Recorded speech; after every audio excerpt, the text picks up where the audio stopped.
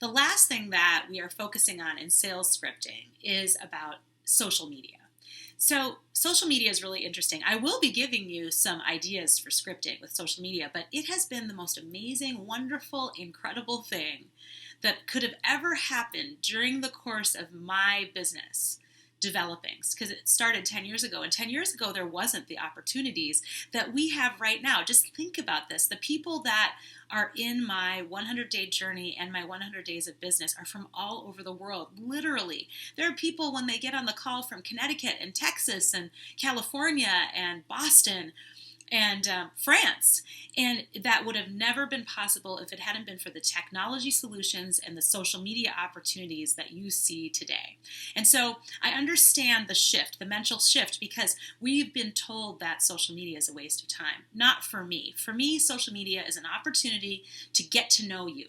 And I don't always have to talk to you to get to know you. I can watch what's going on, be a great encourager, listen for the cues, and then when the opportunity arises, I've already built that relationship so that you trust me and you know me, and then we can go forward. So let's think about what those opportunities are. Before, you know what it's like when somebody sends you a message or puts you in a group or invites you to something, and the only time they interact with you is in those three situations. You know what's coming. They're going to invite you and they want you to pay for something. They want you to participate in something. The rest of the time, they're just not there. And if you look at their feed, it's just full of sell, sell, sell. That's all they're doing. They're utilizing social media that way. Let me be honest with you. I utilize social media for selling.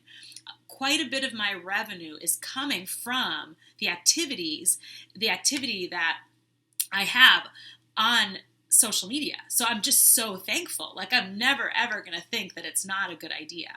But on the other hand, I also see it as it's just really like being with other people. I often think if I wouldn't be like this in a room with someone in person, then I shouldn't be like that on social media. So that's a rule of thumb. So there's some things that you can do. First of all, you should be offering value all the time. That's part of what raising the visibility of you as an expert. So the blogging, the videos, the infographics, the reason why I'm giving you all these ideas is because I want you to think creatively of how you can offer your expertise so it doesn't look like it's the same all the time, because that will be interesting to them. What'll happen if you do the same thing all the time is they'll look at it and then they'll think, oh, I've seen that before, even if they haven't. So you got to be really careful about that. So that's one thing. When people comment, there's scripting to be had there. You need to have conversations with them. When someone says, cool video, you say, what was your favorite point? Maybe you put that in the top line, in the post. You say, okay, what was your favorite point? I'm just curious. Which thing do you need to work on? Or you say, thank you. I just published something in Huffington Post, and I say, thank you so much for reading. I really appreciate you taking the time. Even just saying that is something that's important. Try not to say the same thing in response to everyone. Because if you say thank you to every single person, trust me, we all look at your comments, and it'll feel like I'm not special. And in sales scripting, it's really important to make someone feel special. So that's one thing. Make sure that you're responding and that you're really pulling out the information. The second thing that I think is you should be looking at what's going on in their world. And I think it sounds cheesy, but celebrating, offering condolences, offering encouragement, just noticing what's going on does a couple things. One, you're connected with that person. I build relationships with people online that I've maybe met one time in person at a conference, but I can still be with them.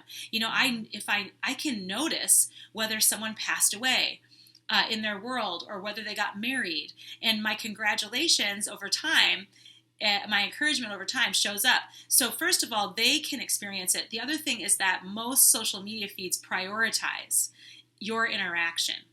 So you got to be out there. And if it's a feed that goes, you just need to be out there. A feed that, continues to flow. You're just out there, not just putting your own stuff out there, but just have fun. Like the things that they have. Comment.